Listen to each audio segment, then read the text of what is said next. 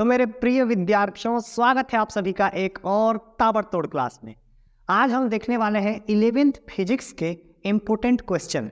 तो आपकी जानकारी के लिए बता दूं कि जैसा कि आपने थंबनेल में देखा कि 100% आएंगे, तो ये जो मैं क्वेश्चन बता रहा हूँ यही क्वेश्चन आएंगे एग्जाम में, फिक्स है, एकदम लॉक है ना। जैसे 12th फिजिक्स रहता है तो उसमें क्या होता है 12th में कि वो बोर्ड एग्जाम होता है, तो इधर उधर से एक दो प्रश्न घुमा के भी पूछ सकता है, लेकिन 11th फिजिक्स में फिक्स रहता है कि ये इंपॉर्टेंट है तो ये आएगा ही आएगा। तो जो क्वेश्चन मैं बता रहा हूँ ना, 100% गारंटी है कि यही क्वेश्चन आएंगे। केवल इतना पढ़ लीजिए, आपका मस्त नंबर आने वाला है।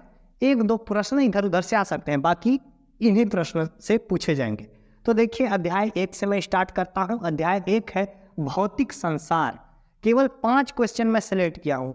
वैसे जो चैप्टर 1 है वो केवल थ्योरी है, पूरा पढ़ लीजिएगा तो भी चलेगा, लेकिन मैं 5 तो लिख दिया हूँ, इसको थोड़ा बहुत पढ़ लीजिएगा। कहानी टाइप का, बहुत ज़्यादा टफ नहीं है क्योंकि थ्योरी है। मेन क्या रहता है, डेरिवेशन। तो देख लेते हैं फिर भी इसको। क्या है देखिए, वैज्ञानिक प्रक्रिया एवं वैज्ञानिक विधि, ये पढ़ लेना भाइयों बहनों। दूसरा पढ़ लेना भौतिकी का प्रयोजन तथा उत्तेजना, ठीक है। भौतिकी एवं विज्ञान की अन्य शाखाएं, समझ आया ना। प्रकृति में मूल बल, फोर्स, बल, समझ आए ना कितने प्रकार के होते हैं। भौतिक नियमों की प्रकृति, क्या नियम होते हैं भौतिकी के, ठीक है। इसको करिए स्क्रीनशॉट, फिर सेकंड चैप्टर देखते हैं।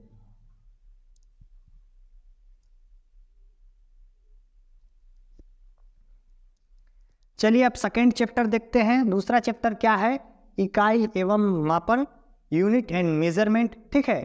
तो देखिए, ये भी, इसमें भी कोई डेरिवेशन नहीं है, इसमें भी केवल थ्योरी है। कुछ टॉपिक बताता हूँ, ये सब आप पढ़ लीजिएगा। देखिए, मात्रकों के गुण पढ़ लेना। अगला क्या है, मूल राशियां और व्युत्पन्न राशियां, ठीक है। मूल मात्रक और व्युत्पन्न मात्रक पढ़ लेना। मात्रकों की पद्धतियां, CGS, MKS, SI पद्धति, ये सब पढ़ लेना, ठीक है। मापन में त्रुटि, किस प्रकार से मापन करते हैं तो क्या त्रुटि होता है, पढ़ लेना। अगला क्या देखो, भौतिक राशियों के विमीय सूत्र कैसे निकाला जाता है वो पढ़ लेना। नहीं निकालना आता, डेडिकेटेड वीडियो बना दूंगा कैसे निकालते हैं, ठीक है। तथा SI मात्रक, ये आपको याद करना पड़ेगा, ठीक है। विमीय सूत्र निकालना मैं बता दूंगा। इसको करिए स्क्रीनशॉट, फिर देखते हैं अगला चैप्टर।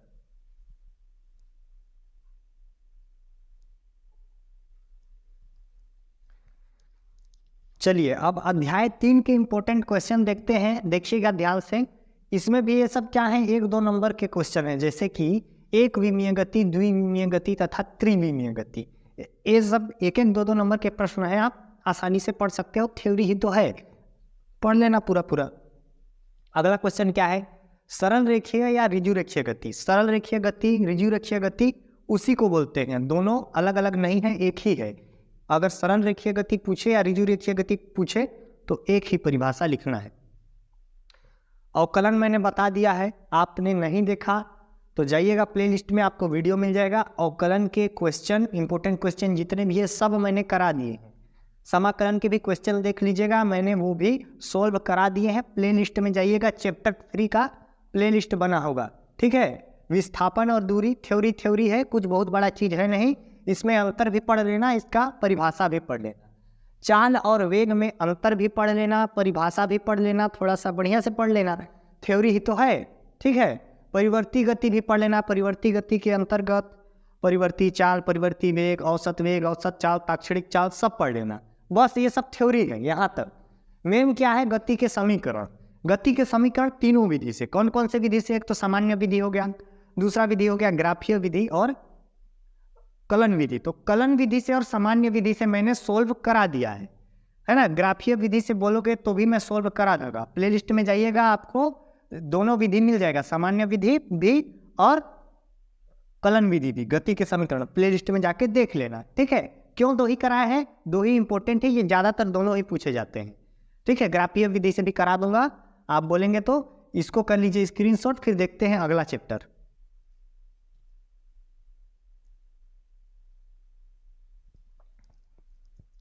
चलिए अब चैप्टर 4 के इंपॉर्टेंट क्वेश्चन देखते हैं। देखिए, मोस्ट इंपॉर्टेंट क्वेश्चन छांट के लाया हूं, ये बिल्कुल नहीं छोड़ना है, आपको पढ़ना जरूर। देखिए, अध्याय 4 है एक समतल में गति जिसको बोलते हैं द्विविमीय गति। ठीक है, तो क्या होता है, देखिए पहला क्वेश्चन है अदिश व सदिश राशियां, 1-2 नंबर का पूछा जाएगा, ये क्वेश्चन देख लीजिएगा। ये जो क्वेश्चन आप देख रहे हैं आंकिक प्रश्न, ये सब 5-5 नंबर वाले। तो ये जो प्रश्न है सेकंड वाला वो 5 नंबर का है। देखिए a = 2i cap plus 2j plus p cap तथा ये पूरा इतना है, आप यहाँ से यहाँ तक पूरा मार लीजिए स्क्रीनशॉट। ठीक है, ये क्वेश्चन आप ध्यान से देख लीजिए, इतना दिया है, a का वैल्यू इतना, b का वैल्यू इतना, तो p का वैल्यू हमको ज्ञात करना है, ये पूछा जा रहा है। अगला क्वेश्चन क्या दिया हुआ है, i cap j cap k cap तथा b = इतना दिया है, तो इनके बीच का कोण ज्ञात करना है। इसको भी आप स्क्रीनशॉट कर लीजिए, देख लीजिएगा, पढ़ लीजिएगा। ठीक है, चौथा क्वेश्चन क्या दिया है, देखिए सदिश a का वैल्यू इतना दिया है, सदिश b का वैल्यू इतना दिया है, तब हमको a क्रॉस b ज्ञात करना है, a क्रॉस b का मापांक ज्ञात करना है। ये मोड का मतलब होता है मापांक।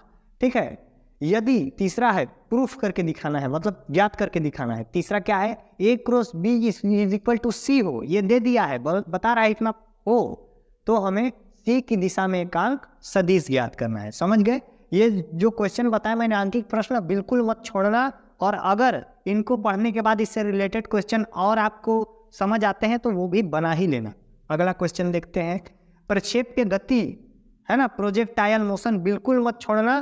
पृथ्वी तल पर भी प्रक्षेप्य गति, और दूसरा जब ऊंचाई से किसी प्रक्षेप्य को पृथ्वी तल पर फेंका जाता है, ठीक है, तब भी पढ़ लेना, दोनों ना, पृथ्वी तल पर भी और ऊंचाई पर भी, दोनों में प्रक्षेप्य गति पढ़ लेना। ठीक है, कोणीय संवेग व रेखीय संवेग में संबंध, ये भी पढ़ लीजिएगा। अगला है अभिकेंद्र बल, ये भी पढ़ लीजिएगा। 60 टॉपिक मोस्ट इंपोर्टेंट छांट के लाया हूं, मारिए स्क्रीनशॉट।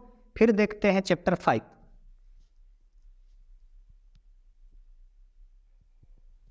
चलिए चैप्टर 5 के इंपॉर्टेंट क्वेश्चन देखते हैं। चैप्टर 5 क्या है, गति के नियम, लॉ ऑफ मोशन।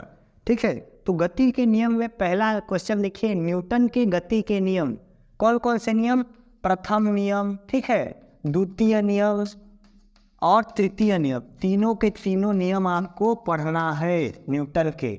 ठीक है, और दूसरा क्या है, घर्षण व घर्षण के नियम, ये भी आपको पढ़ना है। घर्षण कोण पढ़ना है, विराम कोण पढ़ना है, सर्पी घर्षण, बेलर घर्षण मोस्ट इंपोर्टेंट है, इसको आप जरूर पढ़ लीजिएगा, एग्जाम में पूछा ही जाता है, तिमाही, छमाही, वार्षिक सब में आता है। ठीक है, जड़त्वीय व अजड़त्वीय निर्देश तंत्र इतना इंपॉर्टेंट है कि आप बीएससी लेंगे कॉलेज में भी ये पूछा जाता है भाइयों बहनों। अभिकेंद्र बल मोस्ट इंपॉर्टेंट है, देखिए 4 चैप्टर में भी था अभिकेंद्र बल, 5 चैप्टर में भी है, यानी कि इंपॉर्टेंट है, इसलिए 2 बार है दोनों चैप्टर में, बैक टू बैक। अगला है बंकित सड़क पर कार, लिखना भूल गया हूँ, लिख लीजिएगा, बंकित सड़क पर कार की गति, ये आप पढ़ लीजिएगा। ठीक है, कितने टॉपिक हो गए, 8 टॉपिक, एक और ऐड कर लीजिएगा भाइयों बहनों। क्या पढ़े हम, न्यूटन के द्वितीय नियम से तृतीय नियम का निगमन, क्या लिख लीजिएगा, यहाँ पर आप लिख लीजिएगा, मैं लिख देता हूँ, गति के, ठीक है, द्वितीय नियम से, है ना, तृतीय नियम का निगमन, ये भी पढ़ लीजिएगा, ये भी इंपॉर्टेंट। तो 8 टॉपिक हो गए, चलिए करिए स्क्रीनशॉट। 8 कहाँ, 9 हो गए, चलिए स्क्रीनशॉट करिए, फिर कुछ और इंपॉर्टेंट जानकारी बताता।